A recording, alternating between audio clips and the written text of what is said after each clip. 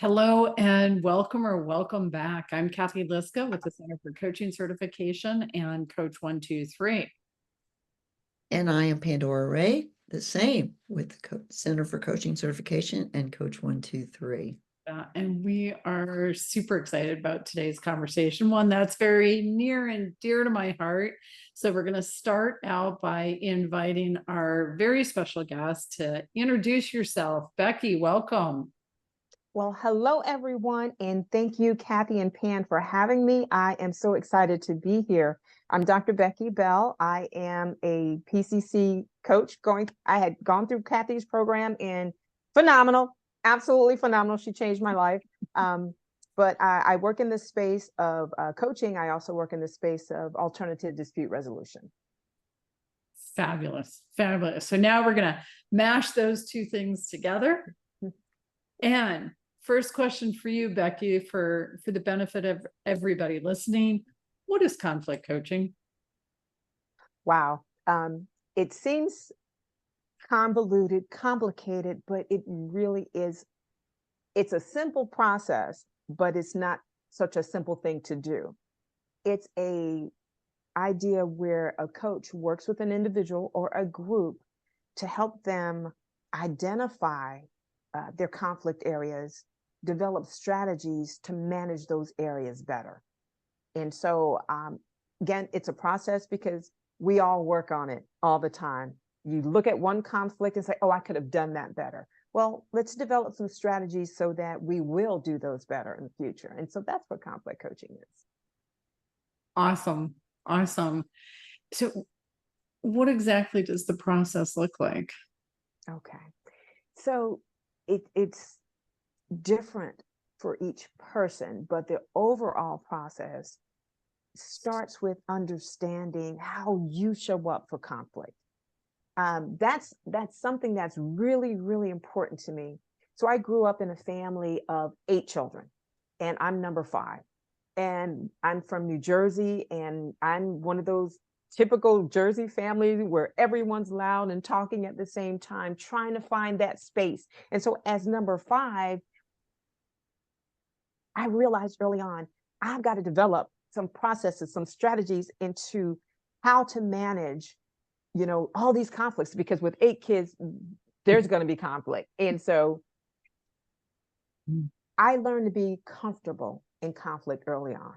And you could not survive in our home if you were not comfortable in conflict. So as I grew and as I learned and as I developed, I realized that building a process in conflict coaching was critical. Starting with, how am I showing up in this conflict? How do others see me in this conflict? How do I see myself? Oftentimes, how we see ourselves is not how other people are seeing us. And so I have to explore those things. And then, so as a conflict coach, I want to help people to explore those things as well. That's my role. After they've explored those things, okay, let's look at the conflict. What's that conflict all about? What's going on with that conflict? How are you seeing it? How's the other person seeing it? What do you want out of it? What do you think the other person wants out of it? Where do you have that common ground, which is why I named my company Common Ground Conflict Solutions. Because we need to build common ground. And a lot of the conflict happens because it's the mindset of there's only so many slices of the pie. And I believe in expanding the pie. And so for me, that's what the process is. Awesome. Awesome. Awesome. Talk about the benefits of conflict coaching. Wow, they're huge. The benefits, they show up in your personal life, they show up in your civic life, they show up in your work life. The benefits show up everywhere. So it's one of those things where it's the gift that keeps on giving, because when you learn to manage conflict well, you're going to do it in all of those spaces. So the benefit is, I learned this strategy now in this space, whatever the space is. Say, for instance, if I'm coming in and Cathy, you're my conflict coach, and I'm having issues at work, And we're walking through some of these processes. We're exploring these questions. I'm looking internally. I'm looking at the situation. I'm considering the other person. As I begin to do that and get great practice doing those things, I will then carry those things in those other phases of my life. So the benefit is I pay once and I yield these benefits in all of those areas of my life. Yeah. Yeah. Oh, that's such a great comment. And it's so true, because one of the things that happens is sometimes somebody says something or does something, okay, and someone's offended by it. And it's so easy just to stay in that place of being offended Yeah. and forgetting to say, okay, what was behind that? Or what was their intent? Or, what's really happening here? And Yes. being able to have a conversation with it. So both of you are gurus in this conflict management sort of thing. Can you tell me a story to clue me in here? Wow.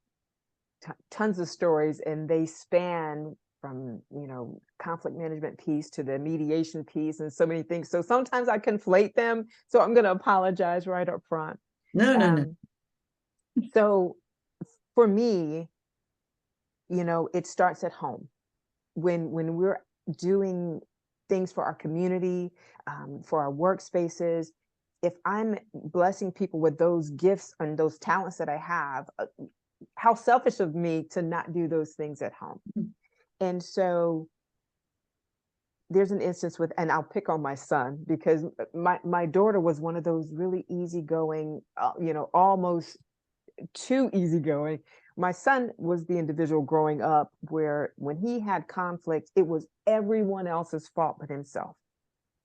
So having a conversation with him and getting him to he had an incident in school where he felt like all the kids were picking on him this particular day.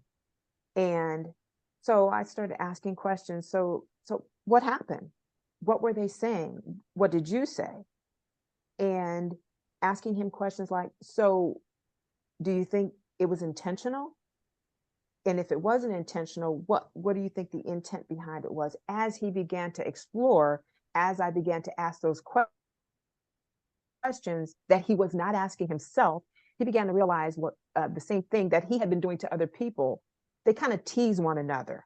But this particular day, he was already in a not so great mood. So he automatically assumed ill intent behind what they were saying to him. When any other day, it was just one of the jokes that they all do to one another. So getting him to sit in that space, ask himself those powerful questions, and then realizing, am I giving grace to those other people, or am I assuming ill intent because of how I'm feeling in that space? And I use the example of my son, but as full-grown adults, we do it all the time. How the conflict impacts me may depend on how am I showing up that day? What's going on for me that is having an impact on how I'm perceiving it? What triggers are happening to me that's taking me in a different space? So that's the one that comes to mind for me. That's a great one. And I'll give another example too. I was doing a conflict scenario. It was 2 employees in the same organization. So the organization brought me in on the conflict coaching, and they were in the same department. They each kind of had their area and a lot of conflict going on. And here's what it really boiled down to, was not understanding the other person and who they were and where they were coming from.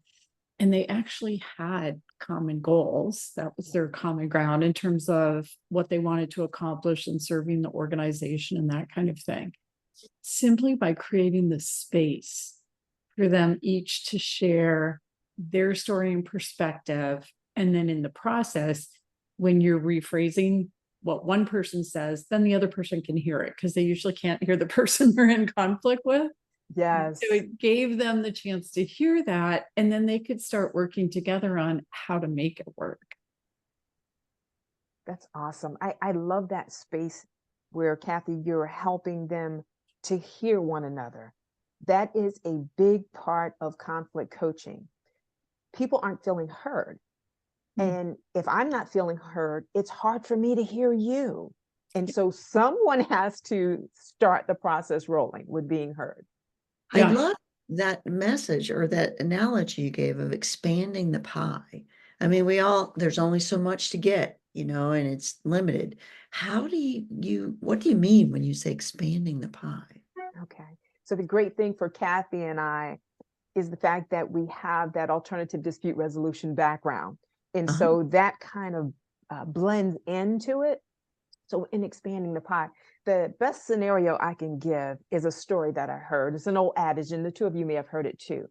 Well, there were these two sisters, and they were both working on a project for school, and both of them needed 6 oranges. They both needed 6 oranges. The problem was they only had 6 oranges at home. And one sister says, well, I need all 6 for my experiment. And the other sister says, well, I need all 6 for my experiment. Well, they went back and forth, and in our society, the answer would be, well, you get 3 and you get 3. Oftentimes we want to automatically go to compromise. Well, sometimes compromise is not necessarily what the parties need because it still doesn't give them what they need. And so asking those questions, the mother began to uncover, well, why do you need the 6 oranges? What will they be used for? What's going on with that? And as those questions are asked, it's discovered that one sister needs the zest of 6 oranges because her experiment requires all 6 oranges for the zest. Well, the other sister needs the citrus pulp from the 6 oranges. So until we sit down and realize what is needed, because we will all stand on our position. I want this. I need this. Well, why do you need that? So the pie gets expanded when we uncover the whys. Now, although in coaching, we don't ask why particularly, but we ask questions that get to the why so that that understanding can be built and then the pie can be expanded. Yeah. So both sisters, I know this story too. Both sisters get what they want. Same Yes. 6 oranges. One wants the pill, one wants what's inside the pill. And so they both have everything they want. Yeah. When you take the time to find out what they really want. Right. Yeah. Yeah. Good example. Good example. And it brings up so much in terms of some of the things we were talking about and setting this up, the authenticity piece, the awareness, recognizing what's going on. Yeah. How do we get to that point with people? And so as coaches, I think a baseline is helping people to develop self-awareness. And I'm one of those very transparent people when I do a lot of teaching as well. And one of the things I tell people is I didn't practice self-awareness until I was 35 years old. 35. I know there's some people that still aren't self-aware. But for me, I'm like, I could have done it sooner. But in my self-awareness, I realized I didn't like who I was prior to 35. So I didn't want to look at who I was. There were things about me that I knew that I didn't want to work on because I didn't really like those things. I didn't really like me. And so I just kind of left it and I kept showing up the same way. And hence the same conflicts will show up the same way. And so the basic idea of getting to know who you are is really important because that's a building block. And realizing that how I show up impacts other people. But until I understand how I'm showing up, so that emotional intelligence is critically important. So building a baseline with people as we're in that coaching space, especially the conflict coaching space, because I guarantee you the way we think we show up, other people see us differently. So taking time to explore that on a deeper level and helping people to do that. I hope I answered that question. Yeah, no, you did. Say more about how you delve into that exploration as a coach. Okay. I'm asking those powerful questions, getting people to look at what their intentions are, getting people to look at what worked, what didn't work? What will it look like when you do it differently? So taking that self-awareness a step further and developing that self-management. Because if I continue to show, for instance, I remember being younger and being married, and I'm from Jersey, so there's that regional culture. My husband's from North Carolina, so that's that regional culture. And there were some things about me. So I am a type A personality. I want to get in, I want to get done what I want to get done. I'm on point. Well, in North Carolina, things are a little slower. People want to take time and have conversation. They want to know you. They want to, and so that conflict was, and I would tell my husband, he's like, well, you need to just slow down and kind of get to know people and, talk through things well, no, this is the way I am. I'm going to always be this way. And I was not working on me. That self-management was lacking, to say the least. And so my relationship management suffered as well. And so until I took a step back, realizing, okay, yes, that's how I am. And who I am doesn't change. How I show up for other people, I can manage that and still not change me. Does that make sense? Mm. Yeah. Well, and to carry that further, because I love that awareness. I got to be aware of myself. Another extension of that is, how do other people see me? Yeah. It's not the same. So, okay, here's my intention. I know what my intention is. Therefore, the perception, everybody else should too. And it's the reality is, no, intention and impact are different. Yeah. And if I can be aware, okay, this is who I am and how I'm showing up. And okay, here's my intention. Now go a step further. What's your impact? How are you affecting others? How are they seeing you? And then it starts opening you up to, okay, here's their impact on me. What's their intention behind that?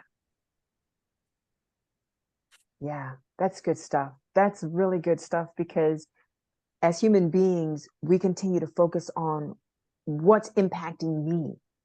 And if it's not that warm fuzzy, we will automatically go to, well, I've got to protect me. Mm-hmm. And in protecting me, we're leaving out that other party. What was their intent?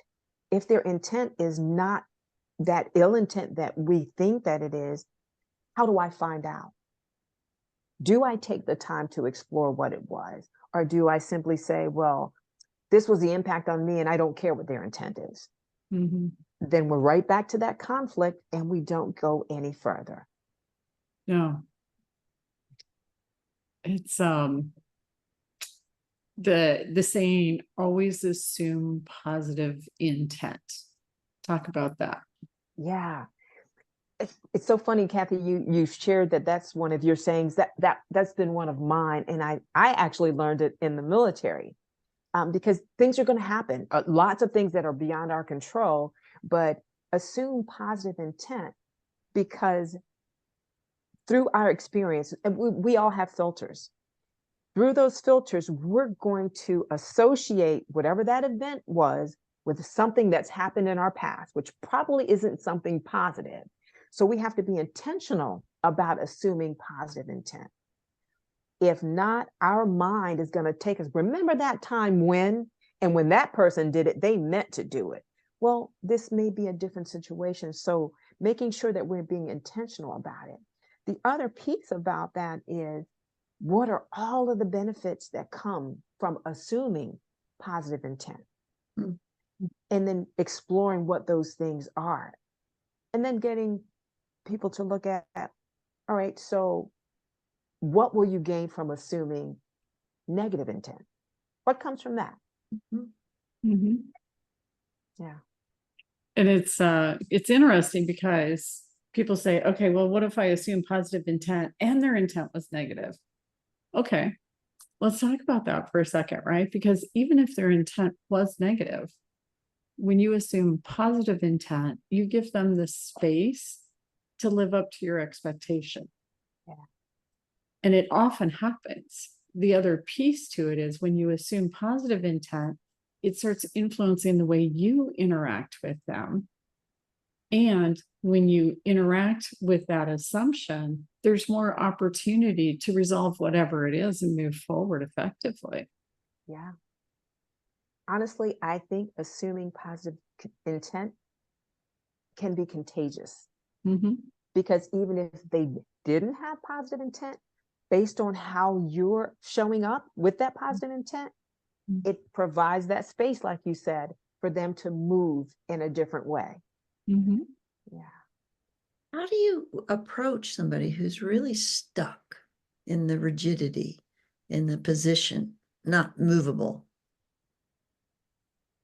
So there comes a time when asking those questions that they haven't asked themselves, either they don't know to ask themselves those questions, they're afraid to ask those questions, or they're just reticent in asking those questions.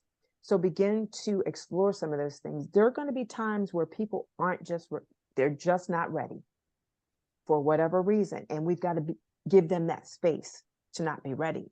But then asking those questions. So how will you know when you are ready? How much time will you give yourself to be ready? So holding them accountable. And I think that's a big piece of conflict coaching also, is that accountability piece. Mm-hmm. What does their accountability look like for themselves? Mm-hmm. And so giving that space. There are often times when I'm working with clients in that space where they are stuck, but exploring those questions, getting them to see possibilities that they hadn't considered before, they're often ready to move. They're often ready to move. Yeah. And it's such a paradox because if they stay stuck, what's the impact? Yes.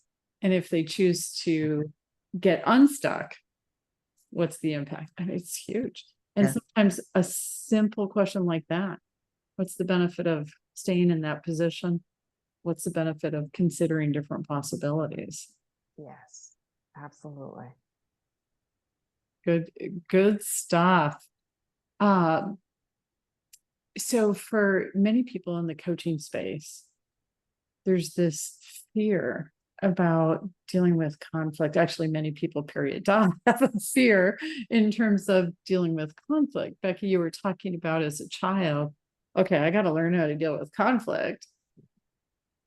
What can you give people to help them move past that fear of conflict to a place of, no, this is an opportunity?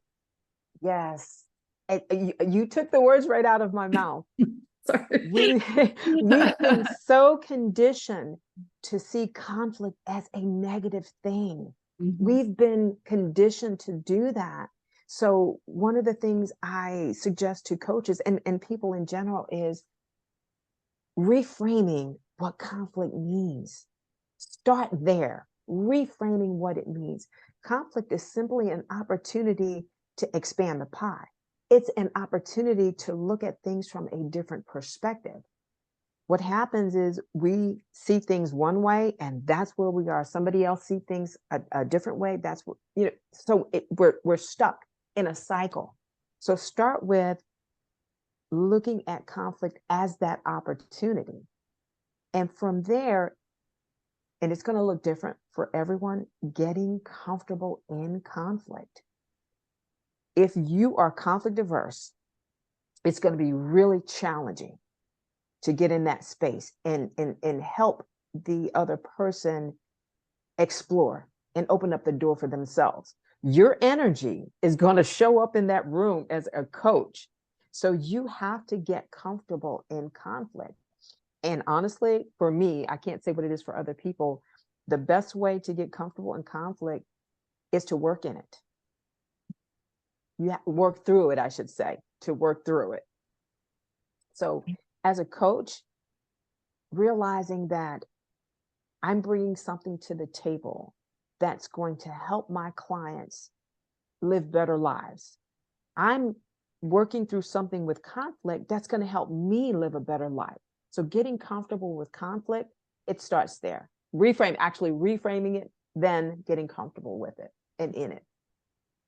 Yeah, and there's a couple of pieces jump out at me. So the word fear, and I'm sure you've heard me say this before, it's false expectations appearing real. Real. So is the starting point, okay, if I have this fear of conflict, recognize what it is. Yes. And then I think the other piece, we talk in coaching, it's not our job to have the answer.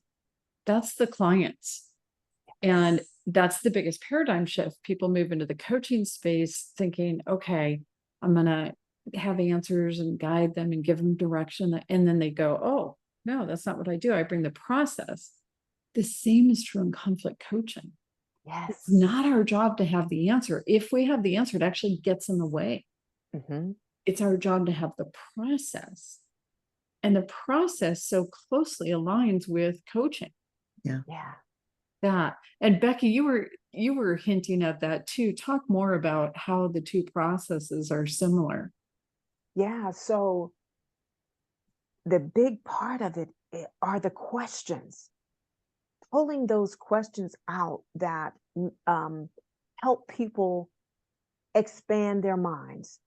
Because oftentimes, if I stay in my little bubble, I'm not asking myself those questions. I don't know to ask myself those questions. So in those arenas, and I mentioned to you earlier, Cathy, what I try to do, because conflict shows up internally. We have intra-conflict within ourselves.